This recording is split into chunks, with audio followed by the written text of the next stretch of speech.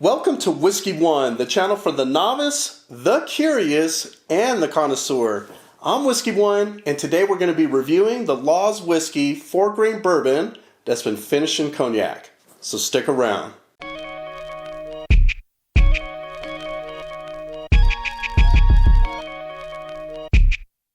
Alright folks, if you're just tuning in, thanks for stopping by and spending time with us as we talk whiskey with you all. Now this is Laws Whiskey, and if you know anything about Laws Whiskey is that they take their whiskey serious. And I wouldn't make this a whiskey of the month if it didn't taste good. So as a spoiler alert, just know that you're in for a treat if you do decide to get this or if you can get this. So before we get into tasting notes and who this really speaks to, first, thanks again for stopping by. If you're new to the channel, please consider subscribing. If you love the video, of course hit that like button, comment, let us know how we're doing. We always love to be engaged with our viewers and those following us, and sticking with us during our whiskey journey, if you will. So one of the things that I want to first start off with is this is batch 2. So this is the second annual release of this Solera style whiskey. And this is batch 1 over here. And I already did my tasting notes and compared them side by side to be ready for this video. Certainly we'll get into what those differences are. And one of the other questions I wanted to answer for some of you guys that already may have batch 1 is it better, right, than last year's? Is batch 2 really worth the cheddar? And is it better than batch 1? And of course, you know, if you're going to go out for a cognac finished bourbon, and some of you may or may not be into finished bourbons, but if you're watching this video, odds are you're curious, right? So we're hoping to at least share with you what you can expect. Now, I'm going to go ahead and pour this bad boy and get into those tasting notes with you.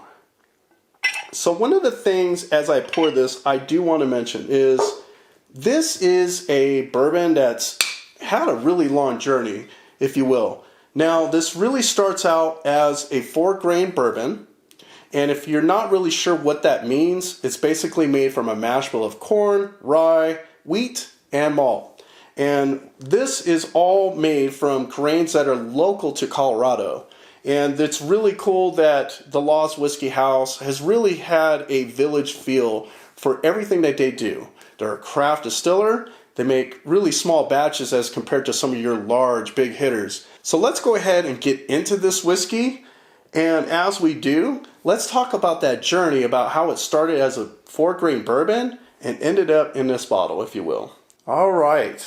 Man, and before I even get to that nose, I want to ask you, now that we're into the fall season, what whiskeys do you enjoy drinking during this time of year?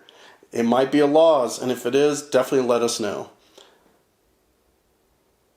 Man, smells beautiful, but I should not forget talking about the legs and the overall color. As you expect, a lot of Laws whiskey has that dark, amber, burnt orange color hue, if you will. And every time I look at the legs, it's always got this heavy amount of viscosity. It basically sticks to the inside of the glass, and then you can start to see those legs slowly make their way down the glass.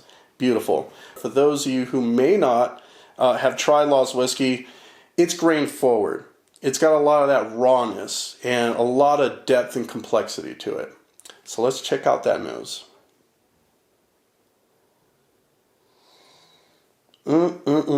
So with the influence of that cognac cask, I get a lot of citrus flavor.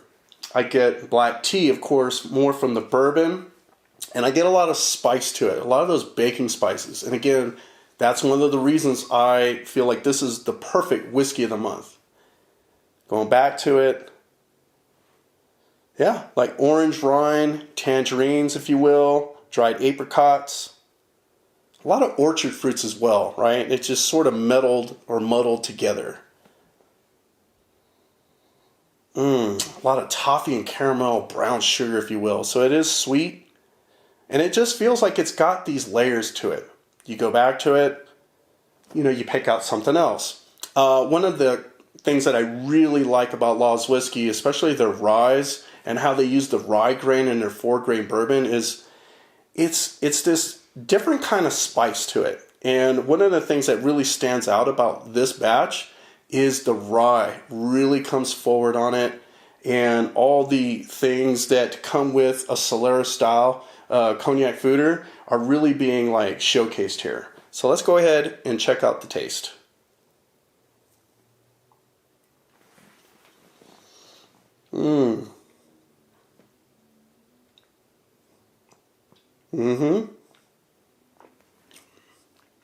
Oh, it's got a beautiful amount of spice. Again, that rye is really where I feel like this batch starts to push the envelope, if you will.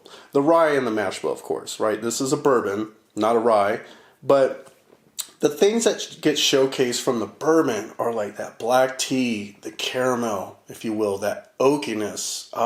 You get little layers of brown sugar, sweetness, of course, but all these different baking spices really start to mesh well with the overall mash bill.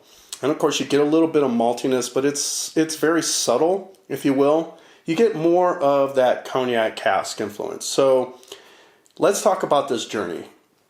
Now, it did start out as a 4-grain bourbon, made in all the traditional ways that you expect from making a bourbon, right? They don't really get into detail on the label about like how long it's been aged as a bourbon. But what I can tell you is once they finished the bourbon layer, if you will, they basically added it to ex-Cognac casks.